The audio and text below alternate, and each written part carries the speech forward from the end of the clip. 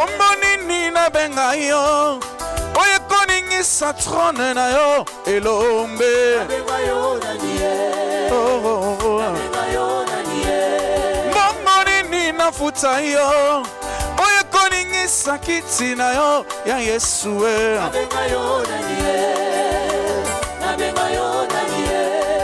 Omonini na futa yo. Bienvenue dans les Seigneurs, Shalom, mesdames et messieurs, que l'Éternel vous bénisse abondamment. Bienvenue à ce nouveau numéro de notre nouvelle émission, les ouvrages de Papa et Maman Olangi. Vous avez fait les bons choix de choisir Canal, le chemin, la vérité et la vie. Aujourd'hui, nous allons parler une fois de plus de ces livres que nous avions parlé pendant le premier numéro, le brisement, école de la grandeur. Nous avons défini les concepts, nous avons parlé du brisement, qui est symbole de l'humilité, qui est symbole d'avoir une forme que Dieu veut en le recevant en nous et en ayant le Saint-Esprit de Dieu. Et pour arriver dans la grandeur, la servante de Dieu, avec qui nous avons parlé lors du premier numéro, nous avait expliqué qu'il n'y a pas de grandeur sans passer par le brisement. Le brisement, c'est le feu par lequel nous passons pour arriver à être un produit de bonne qualité ou encore à être agréable et parfait au devant de Dieu. Et aujourd'hui, nous allons développer, nous allons entrer en profondeur par rapport à ces livres. Ici, nous allons prendre un exemple, un cas biblique que nous connaissons tous, mais nous allons décortiquer ensemble avec la servante de Dieu. Et ça, nous allons prendre le cas de Jacob. Comme Dieu se révèle dans la Bible, surtout dans l'Ancien Testament, qui est le Dieu d'Abraham, d'Isaac et de Jacob. Aujourd'hui, nous allons entrer en profondeur pour parler de Jacob avec, bien sûr, mon invité, cet invité spécial avec qui nous avons commencé, comme je l'ai dit tantôt, maman Sophie Kimbimbi Olangi. Elle est la fille biologique des parents papa et maman Olangi, quatrième de la famille, la seconde fille. Et alors, maman Sophie, shalom. Shalom. Comment vous sentez? Ça va très bien. Ok, maman. Nous voulons commencer dans cette émission. J'aime commencer par un souvenir, parce que ici nous sommes en train de parler des ouvrages qui parlent de papa et maman Olangi et aussi des ouvrages qu'eux-mêmes ont écrits, là où ils nous ont laissés, parce que les écritures restent, ça reste dans le temps. Mais j'aime toujours, dans cette émission, prendre un souvenir quelconque. Déjà en vous regardant, il y a une très forte ressemblance avec maman Olangi. Quel souvenir vous avez par rapport à ça quand il vous regardait, par rapport à cette ressemblance qui est non seulement physique, par rapport à ce qu'on est en train de vous voir, mais aussi dans votre cœur, la manière de faire, et nous voyons maman Olangi à travers vous. Souvenir. Elle disait seulement mon nom à cocaïnanga. C'est pour ça qu'elle était, je pense que c'est pour ça qu'elle était dure avec moi. Hein. Elle a été dure avec moi, c'était pas facile, mais à la fin, avec le Saint-Esprit, on a compris qu'elle voulait qu'on soit des femmes de prière. Donc, on ne cessera pas de louer l'Éternel pour sa vie. Ok, merci beaucoup. Donc, chers téléspectateurs, bien sûr, vous comprenez que c'est la fille biologique de maman Olangi et elle a une très forte ressemblance et elle a parlé de ça dans ses souvenirs, de savoir que Dieu, à travers sa servante, a laissé non seulement un héritage de ressemblance physique, mais aussi quelque chose de spirituel à l'intérieur de sa fille. Et moi, je rends témoignage parce que c'est une femme avec un grand cœur, une femme spirituelle, avec qui nous allons parler, bien sûr, on entre dans le vif du sujet parce qu'il s'agit bien sûr de l'émission sur les livres, les ouvrages de papa et maman Olangi, les brisements, école de la grandeur. Mon Sophie, nous entrons dans ces livres. Nous allons prendre un premier chapitre, le droit d'aînesse vendu. Oui. Le droit d'aînesse vendu, ouais. Et nous parlons de Jacob. Ouais. Qu'est-ce que ces livres nous disent déjà par rapport à cette introduction de ces chapitres? Ben, c'est le chapitre 1. Je peux lire une petite introduction et puis on va développer. Ouais. Le Dieu d'Israël se relève comme étant le Dieu d'Abraham, le Dieu d'Isaac et le Dieu de Jacob. Considérons de plus près la vie de ce dernier, Jacob. Bien qu'ayant des parents craignant Dieu et vivant dans une très forte alliance, Jacob était né et avait grandi en tant qu'un homme naturel et non spirituel. Déjà, parlant de ça, on est en train de dire que Jacob tu es né comme un homme naturel et non spirituel. Quelle différence vous faites déjà par rapport à un homme naturel? Quels sont les symptômes qu'on retrouve à un homme naturel qu'on ne retrouve pas à un homme spirituel, vice-versa? Oui, un homme naturel, c'est quelqu'un... On a bien dit s'il a grandi dans une famille, il est né dans une famille qui craignait Dieu. Mais un homme naturel, ce sont des choses naturelles. On peut dire les péchés, si je peux dire en termes, hein, c'est le péché qui est en toi. Mais en tant que un homme naturel, pour toi c'est normal. Parce qu'un homme spirituel comprend, si lui, Jacob était un homme spirituel, il va comprendre déjà que ce qu'il avait fait, la ruse qu'il a fait, le mensonge qu'il a fait, il devait comprendre que c'est un péché. S'il était spirituel. Mais là, on dit qu'il est naturel. Donc pour moi, jusque-là, Jacob n'avait pas encore, comme on peut dire, n'avait pas encore connu son Dieu. Le péché était encore lui, il n'était pas un homme spirituel. Parce que quand on est spirituel, c'est que le péché, le mensonge, la ruse, l'orgueil, tu le verras. Du coup, le Saint-Esprit va te convaincre. Alors, parce qu'ici, on est en train de parler quand même on a dit que Jacob était un homme qui était né, un homme naturel. C'est-à-dire, si vous voulez affirmer que tout homme, c'est-à-dire un nouveau-né, quand il naît, peu importe des parents, là où il est sorti, parce qu'ici, Isaac et Rebecca, c'était des gens qui craignaient Dieu. La Bible a rendu témoignage de cela, mais ça ne fait pas, en fait, cette crainte de Dieu n'est pas génétique, c'est-à-dire on n'est pas créé un homme spirituel parce qu'on a eu des parents spirituels. Non, du tout. Du tout. Okay. Parce qu'il y a quelque chose qui est né en toi toujours. Là, tu me fais revenir au lien. Tu comprends? Tu es né avec des liens. Tes parents, avant qu'ils ne deviennent chrétiens, ils vivaient d'abord comme des hommes naturels. Donc ce qui est en eux, ça sera en toi. Le temps que tu grandisses et que tu prends conscience. Je ne veux pas dire que je suis né dans une famille chrétienne et du coup, je veux grandir comme ça. Et le péché, non, non, non, non. C'est quand toi-même, tu vas rencontrer ton Dieu face à face. Et tu vas comprendre le bien et le mal. Tu vas comprendre que non, je dois être une personne spirituelle. Exactement. J'espère que, mesdames et messieurs, vous comprenez que, parce que les gens posent plus ces questions, est-ce que quand un enfant naît, il naît spirituel ou il naît naturel, sorti d'un parent, peu importe ton père, même s'il est révérend, même il est qui, quand on est avec ce sang-là qui est de la coutume, qui est des liens, comme maman venait de nous expliquer. Et quelque chose va rendre témoignage de ça. Nous allons lire aussi la Bible, dans toujours l'histoire de Jacob, dans Genèse chapitre 25.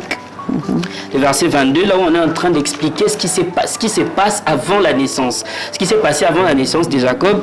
Et c'est ce qui a défini en fait la suite de son histoire par rapport à cette différence. Donc, les enfants se heurtaient dans son sein et elle dit, s'il en est ainsi, pourquoi suis-je enceinte?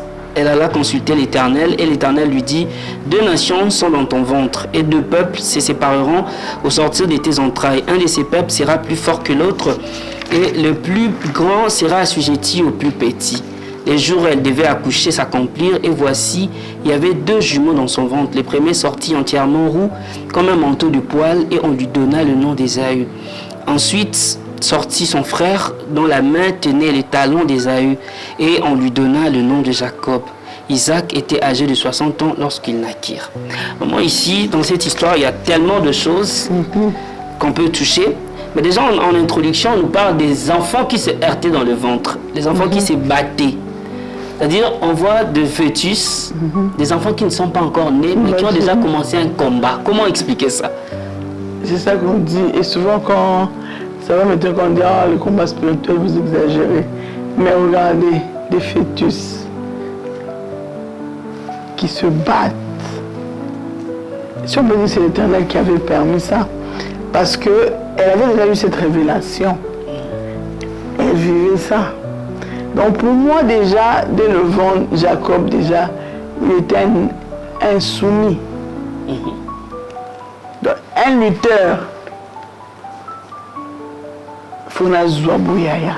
Donc je dois prendre, je dois donner. Je dois prendre. Est-ce que vous pouvez vous imaginer?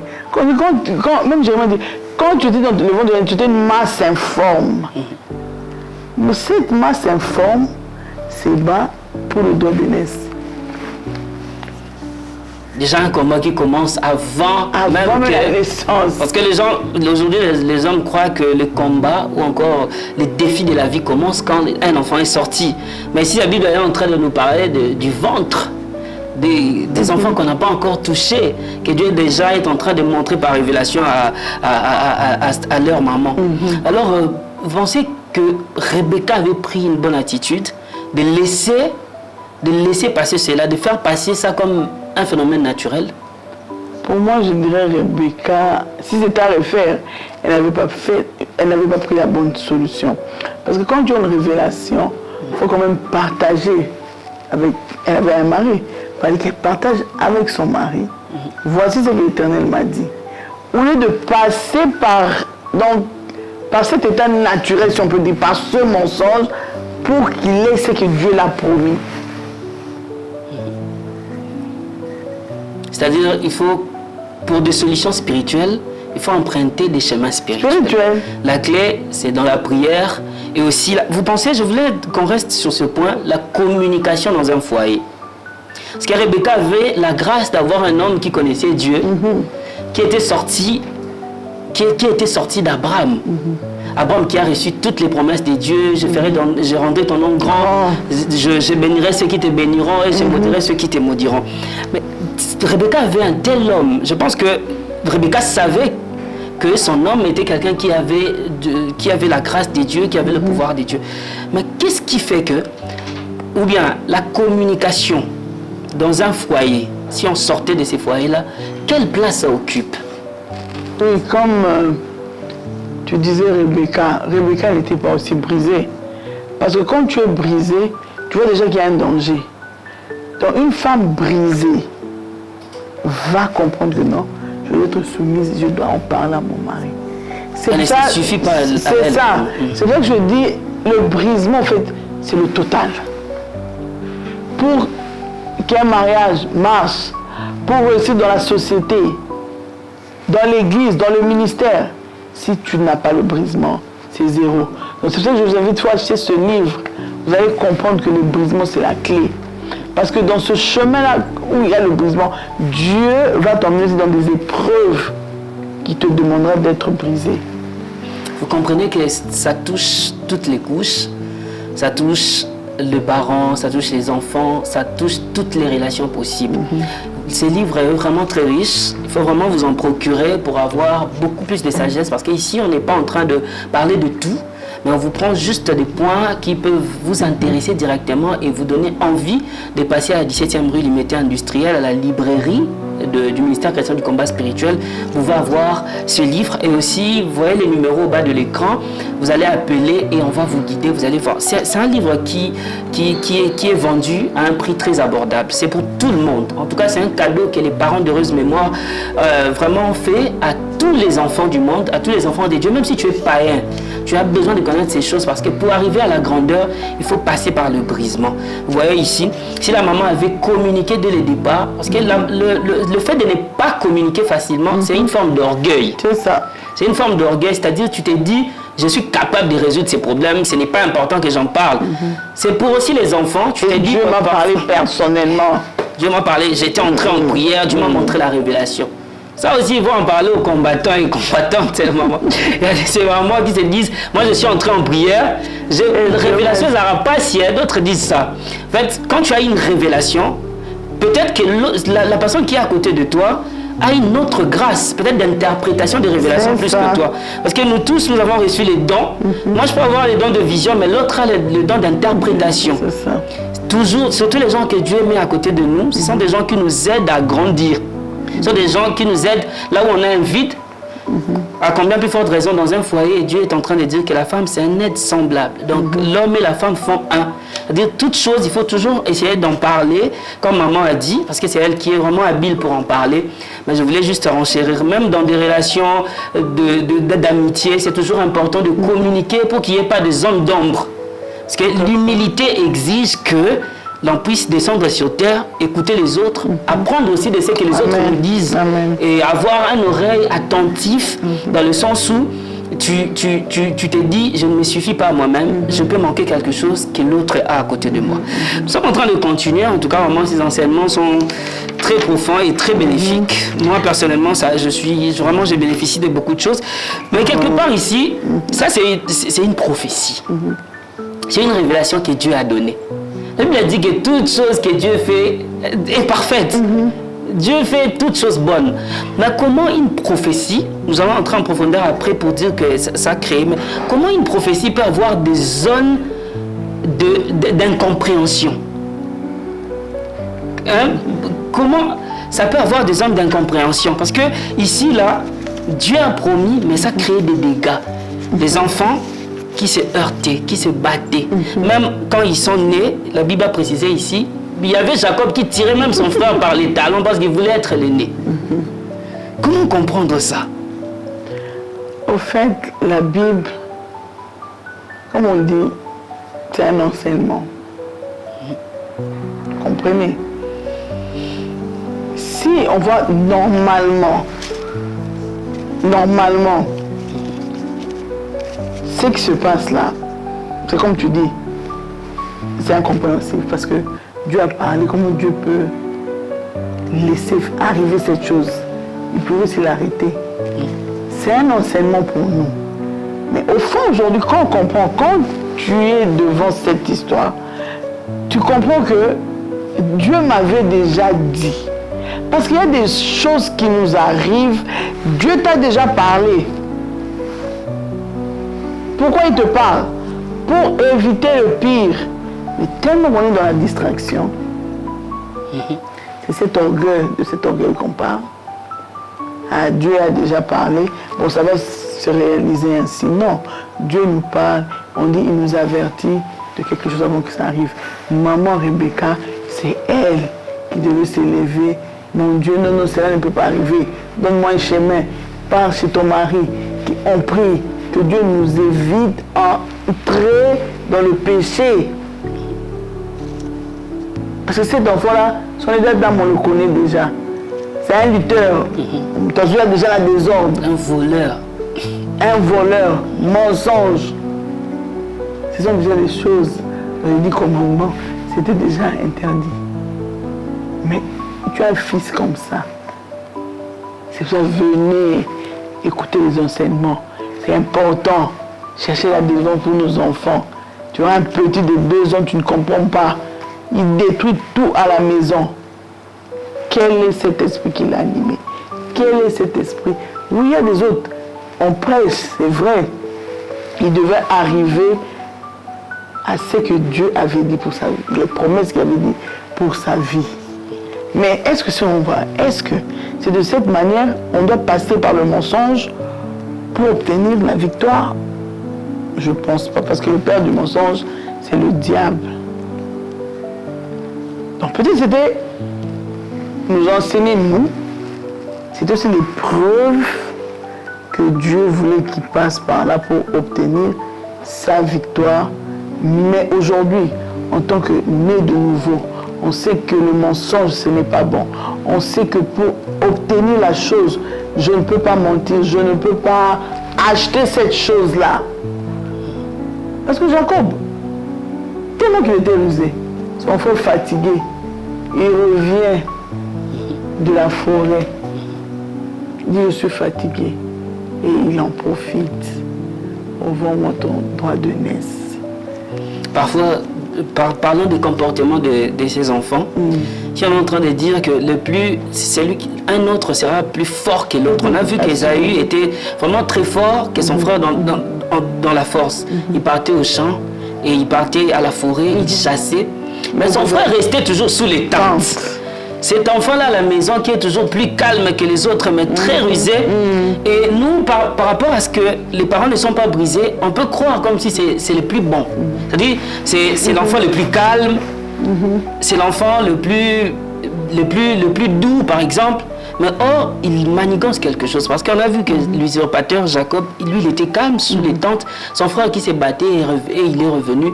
Et il était toujours derrière son héritage et autres. Qu'est-ce que vous pouvez dire à une maman de la maison par rapport au comportement des enfants? Qu'est-ce qu'il faut faire quand on a une révélation comme ça? Ou encore, qu'est-ce qu'il faut faire quand on remarque certains caractères qui peuvent créer des problèmes dans l'avenir par rapport aux enfants? Dès que Dieu te révèle ou dès que Dieu t'ouvre les yeux dans ta maison, tu vois déjà qu'il y a un danger. Mais c'est la prière, l'humilité. Seigneur, je dois chercher ta face. Qu'est-ce qui ne va pas? Quelle solution pour mon fils ou pour ma fille? Je ne peux pas vivre avec des querelles ainsi. Je ne peux pas vivre comme ça. Quelle est la solution? Donne-moi. Quand tu as la révélation, travaille la révélation. Vous devez avec votre mari travailler. Dieu va vous donner des directives. Si vous ne comprenez pas, allez-y voir les hommes de Dieu. Est-ce que les parents ont le droit de faire des différences entre les enfants? Parce que ici on est en train de voir Rebecca voyant que Jacob c'était lui que Dieu avait choisi, donc les plus petits va dominer sur le grand. Elle avait fait le choix de privilégier les plus petits. Est-ce qu'un parent ou une maman a le droit de choisir entre les enfants? Non. Pour moi, je dirais non, mais c'est dommage. C'est ce qui est la réalité. Dans tous les foyers, que ce soit noir, que ce soit blanc, tu vois toujours, tu as ta préférée ou ton préféré. Mais je crois qu'avec le Saint-Esprit, tu peux manager ça. Tu peux vraiment rassembler tous tes enfants, ne pas vexer, ne pas montrer que non, toi, tu es ça. Et hier même à la retraite, vous avez écouté le témoignage du frère Jordan. Il était un sorcier conscient, mais sa mère ne l'a pas rejeté. Quel que soit ce qu'il est, un voleur, un sorcier, ne rejetez pas vos enfants. Emmenez-les au pied de Jésus. Jésus va donner la solution, Jésus va délivrer et ils seront des hommes de Dieu, des femmes de Dieu. Ok, donc nous sommes en train de continuer. Nous comprenons que Rebecca, par rapport à sa manière de choisir entre les enfants, ça montrait, c'était une preuve d'une femme qui n'était pas brisée. Tout à fait. Et une femme qui n'est pas brisée ne peut pas voir la grandeur de ses enfants. Parce que la réussite, la grandeur, c'est aussi l'image de la réussite des enfants, la fierté que les enfants peuvent te donner demain, l'amour qu'ils vont vivre ensemble et tout ce qu'ils peuvent vivre de mieux plus tard. Et alors, maman Sophie, par rapport à cette notion de brisement, qu'est-ce que vous pouvez ajouter par rapport à cette histoire de Jacob et de sa maman? Il y a un point dans le livre, la notion de brisement. On a écrit « briser » dans le sens qui nous concerne, c'est détruire l'orgueil, vaincre, abattre ou faire cesser les reflets naturels. Ainsi, dans le brisement, on se bat plutôt pour mettre fin à la jalousie, aux luttes importunes et à l'ego. Au moi, on ne regarde pas l'autre, on ne le juge pas, on se regarde soi-même et on abat tout ce qui se lève contre le fruit de l'esprit. Tu comprends, le brisement. En fait, c'est pour ça que le brisement, c'est l'école de la grandeur. Tu veux être grand, il faut le brisement. Même si on t'insulte, même si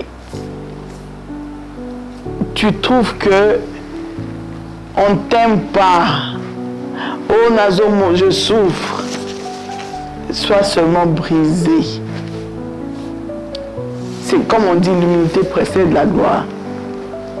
Donc, le brisement, l'école de la grandeur. Et si tu vois bien, tout homme de Dieu, quelque part, dans la Bible, il y avait toujours un chemin de brisement. Pour que tu deviennes grand, oui. En tout cas, il faut toujours passer par là.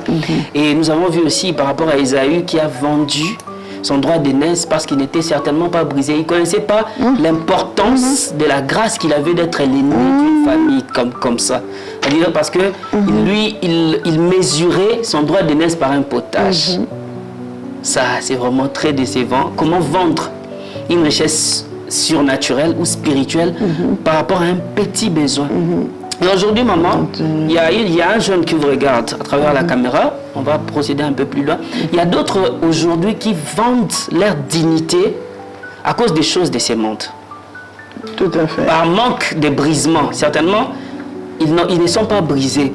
Mais tu vas voir une femme, par exemple vierge, une fille qui a la grâce de Dieu en lui, le don de Dieu, mais à cause des difficultés, par exemple la pauvreté ou le manque de choses, elles arrivent à vendre. Est-ce que l'importance de ce que nous portons dans la spiritualité se mesure par rapport à ce que nous vivons naturellement? Du tout. Du tout. C'est ça que je dis aux jeunes filles, aux jeunes garçons d'aujourd'hui, comme tu dis, pour un besoin naturel, parce que je n'ai pas où dormir, parce que je n'ai pas quoi manger. Aujourd'hui, on en voit de toutes les couleurs. Les hommes, on les appelle les 2 fois. Ils préfèrent aller mener des PD pour obtenir quelque chose, pour emmener même de la nourriture dans son foyer. Et on voit ces jeunes filles vierges aujourd'hui, mais ils vont vendre encore pour un besoin naturel. C'est on dit le brisement. Nandimi, la chanson de notre soeur choisie. Elle dit, je préfère perdre tout, mais nazanga beaucoup d'alolate, comme nangai et comme makuna. C'est ça le brisement. Éternel nandimi brisement, oh, cette humiliation, nandimi pour que ta gloire se manifeste dans ma vie. Dieu va agir. Dieu va voir tes pleurs. Et va prier au fait. C'est dans la prière où on obtient tout. Humilie-toi. Sois brisé. J'accepte. Je n'ai pas, mais je m'attache à toi, Jésus. Je sais que tu vas changer ma vie. Et de là, quand tu es brisé, la grandeur, tu vas voir, Dieu va ouvrir les portes. Tu te maries, ou tu vas finir tes études. Et tu ne vas même pas comprendre comment. Il y a des autres qui témoignent. Je ne sais même pas comment vous dire comment j'ai fini mes études. Pourquoi? Elle a accepté ces moments de brisement. Merci beaucoup, maman. Merci vraiment pour ces enseignements riches, très riches. Rechercher la paix avec tous et la sanctification sans laquelle personne ne verra l'Éternel. Pour voir Dieu, pour vivre la grandeur, pour hériter le royaume des cieux. Moi, je pense que c'est la plus haute des grandeurs, le royaume des cieux. Parce qu'ici, sur terre, nous sommes que des pèlerins. Et quand on est brisé, quand on cherche notre délivrance, on passe par le feu. L'Éternel va faire de grandes choses pour nous. Je vais lire un peu par rapport au livre qui est en train de dire « Ésaü perd son droit, sa bénédiction spirituelle, mais la faim revenait encore et encore. » Parce que la faim, c'est un besoin naturel qui peut revenir. Tout ce que tu fais là, la soif de tout ce que tu as, ça ne peut pas s'étancher pour du bon. Tu auras toujours besoin de ce que tu es en train de chercher. Le potage d'un instant n'a pas mis fin à la faim. Donc, j'espère qu'on va finir par cette prière, maman. Si vous pouvez faire la prière, mais tu as oublié, personne. Lorsque la chair n'est pas encore brisée, on perd plus que ce qu'on gagne. Exactement. Le regret sera plus grand que le plaisir ou le luxe d'un instant. C'est ça que je vais expliquer. Exactement. Donc, si vous pouvez regarder la caméra pour apporter la prière à cette personne, cette maman, ces papas, ces jeunes, parce qu'on a touché presque partout, qui a compris quelque chose et qui regrette une certaine chose, qui veut changer mais n'a pas de force. On va prier. Seigneur Jésus-Christ, pardonne-moi de ne pas avoir été en mesure de protéger la bénédiction que tu m'as léguée. Seigneur Jésus-Christ, accorde-moi la sagesse et détruis en moi la ruse. Que tout esprit d'égoïsme, de vol et de bradage quitte ma vie au nom de Jésus-Christ. Tout élan de commerce spirituel dans mon cœur, je renonce à toi au nom de Jésus-Christ. Seigneur Jésus-Christ, restaure dans ma vie tout ce que le diable m'a volé dans mon ignorance. En ton nom, j'ai ainsi prié. Amen, amen. Amen, amen, amen. C'est par ici que nous mettons fin à l'édition d'aujourd'hui. Merci à vous tous, vous étiez nombreux, vous nous avez suivis. Que l'Éternel vous bénisse abondamment. Notre invitée, c'était Maman Sophie Kimbimbi Olangi. C'est elle qui est à l'origine de l'idée de cette émission. Une émission qui est venue pour toi, pour moi, justement pour mettre en valeur et en lumière les ouvrages de Papa et Maman Olangi, parce que ce sont des richesses intarissables qui restent dans le temps. Amen.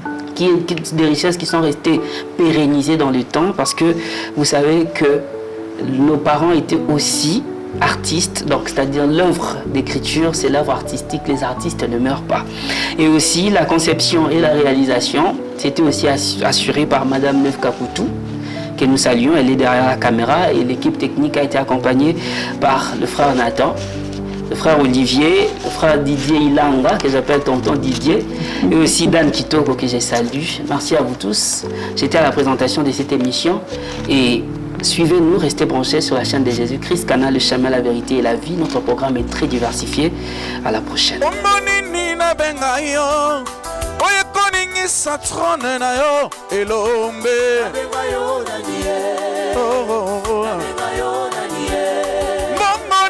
Nafuta yo oye koningisa kiti na yo ya Yesu mbongo nini nafuta yo oyo yokomisinga motantina na miso bato Yesu.